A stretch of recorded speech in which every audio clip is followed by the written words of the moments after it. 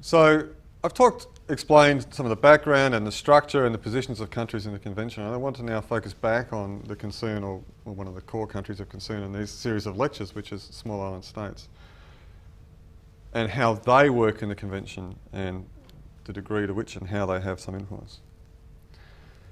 These are really small countries with very low incomes, yet they, in the words of one academic article, they're like the mice that roar on the issue of climate change. And how they do this is an interesting question. How do little countries have power in the Convention? How do they have power in world affairs? Well, perhaps in the Convention more than any other sphere of world affairs, the small island states are powerful relative to their size. They punch way above their weight. How do they do that? We take a country like Tuvalu. Most of you would know of Tuvalu only because of their position on climate change as being a vulnerable country and being a leader and an actor in the climate change negotiations. If climate change wasn't an issue, you probably wouldn't even know Tuvalu exists. So how have they done this? Tuvalu really requires and works very hard, indeed more than almost any other small island state, sticking to the issue of ensuring that there's significant reductions in greenhouse gas emissions. And they try very hard to do this through the Convention process. Very well organised, strong, negotiating team, very professional and quite influential. But how do they do that? It's a tiny economy, it has no influence on the world economy. If Tuvalu stopped trading with anybody, nobody would really care. It doesn't have an army. It doesn't have any influence in security affairs in the world at all. It doesn't have a university.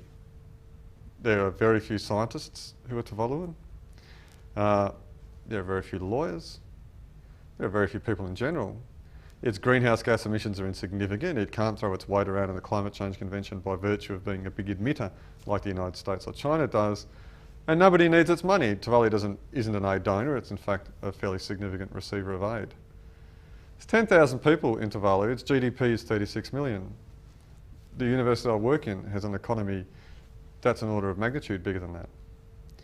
And it's interesting to compare this to the US Department of State, just the US Department of State, which is principally responsible for negotiations for just that one country in the Climate Change Convention, which has 5 times as many employers and a significantly bigger economy and budget.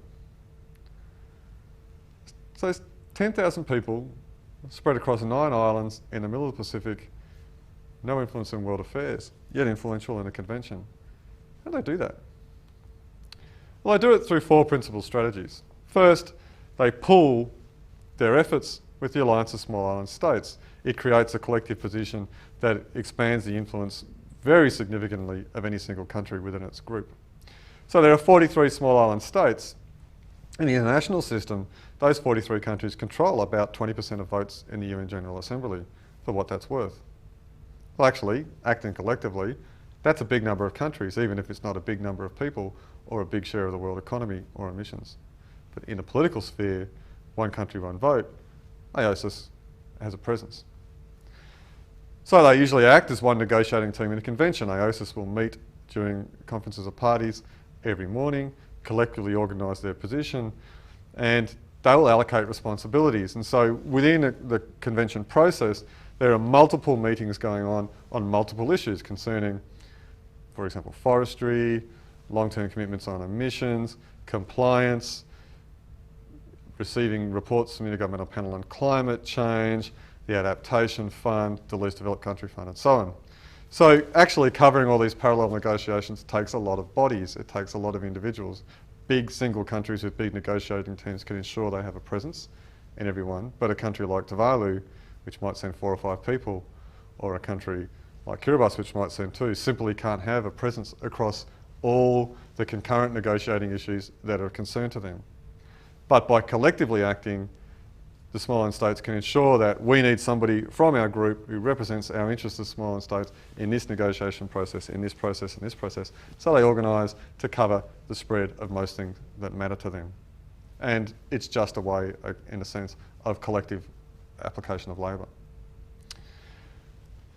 They also need to influence the groups that they're in, particularly the LDC group and the G77 group. And so having a presence all the time is done through the AOSIS umbrella.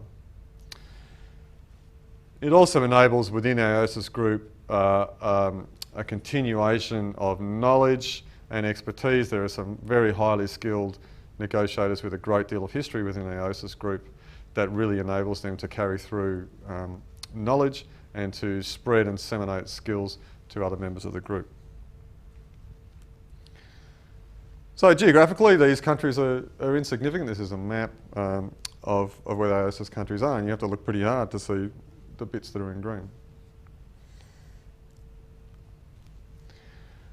AOSIS uses the morality of politics, or the moral dimension of politics, to great effect. It applies persistent moral pressure. They don't go away and they say you need to reduce emissions because we're highly vulnerable. The future of our countries is at stake. They urge parties to do the right thing, and in general, the right thing is well understood in the climate change negotiations. Countries might like to ignore the right thing.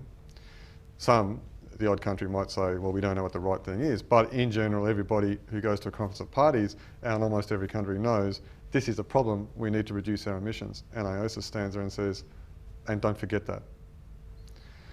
They are also quite good at using an understanding about what the public in developed countries expects of their governments and aligning their arguments to appeal to the electorates in countries like the European Union, attempting to do so in Australia or New Zealand or the United States or Canada as well. And so recognising that the position of major emitters is often determined by the awareness of people in their countries, AOSIS is thinking at that other level of this two-level game.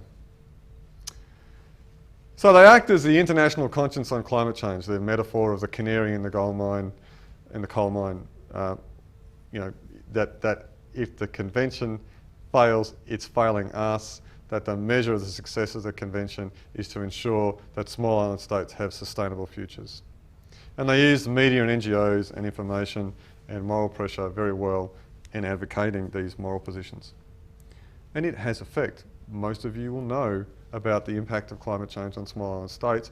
Most of you will consider that reducing emissions is necessary to ensure the future of those small island states, and most of that awareness that you have will come through the role of small island states in the convention, raising awareness, and so on.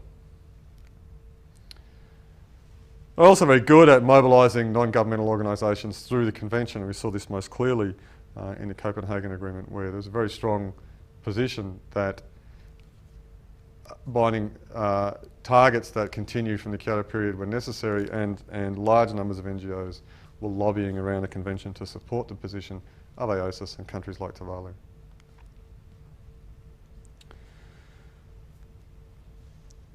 The media is friendly generally to the interest. It's a good story. It sells newspapers and media stories to say these very small countries are at risk from climate change. The convention is a highly elaborate legal agreement that has a very long history, and an individual can't just walk into the convention process and be effective.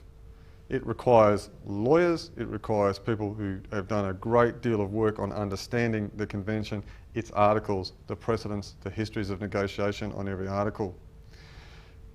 And it requires a certain amount of diplomatic skill, it requires a certain amount of ability to work with others and to network, to work inside formal meetings as well as to work outside, and so on. Climate change negotiators, effective climate change negotiators, are very rare, and they're highly skilled individuals. And AOSIS has a lot of skill in the climate change negotiation process. And they work in all sorts of ways. They act very early on upcoming issues and make proposals. And so the original proposal for the Kyoto Protocol was heavily influenced by an AOSIS proposal on this issue. That set a standard and a norm against which other positions were then measured.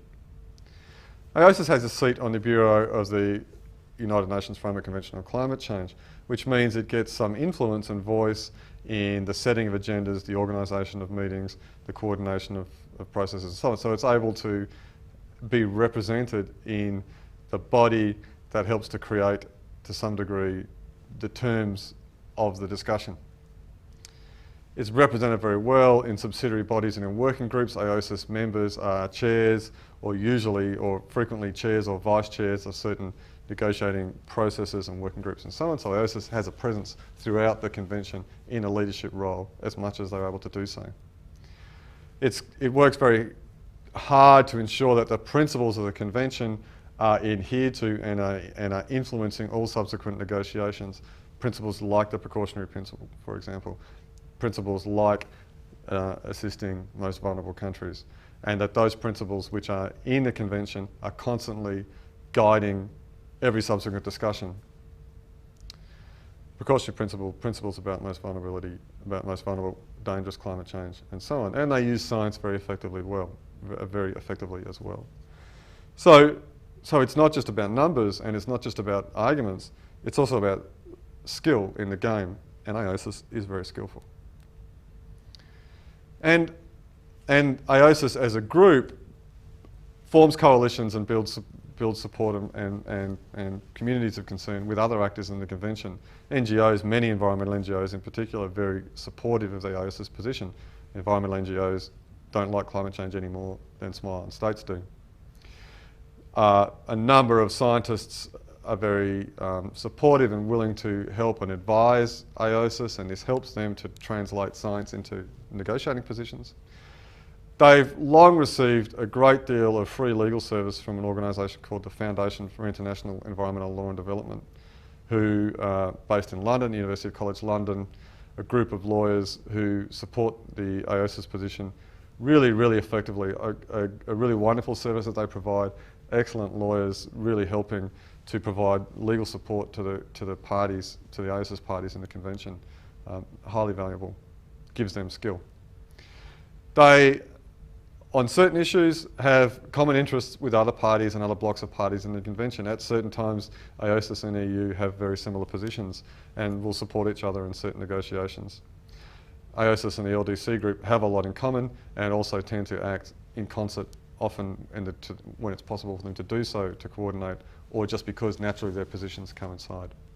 AOSIS also has some influence within the G77 group, although historically their influence in G77 has been much less than the influence of the OPEC countries. AOSIS also has an interesting role in that, particularly with respect to Europe and other G77 countries, in that where its interest in reducing emissions align with the European Union and it works with them to some degree informally, it's also working informally with countries in the G77 group. And so often, this is my personal observation, that where we might see the convention process as being a north-south, developed versus developing, and never the twain shall meet, actually sitting in the middle sometimes is AOSIS, these 43 countries, these 20% of votes in the UN General Assembly, bridging a gap here and forming a kind of a conduit between what sometimes might look like very much opposed parties between developing and developed countries. And I think that's a really constructive role that they play. So for all this, a little country like Tuvalu, through all these strategies, has weight. It is a major player in the Climate Change Convention, and through that has become has a significant identity in international politics. A lot of effort, a lot of skill, a lot of hard work over a couple of decades has put them in that position. And it's impressive, and it's a wonderful study about how a little place can achieve some power through international regimes. And Tuvalu and AOSIS are certainly very influential in the convention process. But they're not influential enough. They're not the US Congress. They can't change the minds of US Congress. They can't help or enforce or in any way put leverage on China and its emissions and so on. So though they are influential, though they punch way above their weight in the convention, though they have power in the convention, they don't have enough power to make sure that emissions are reduced, which is ultimately what they really would like to achieve.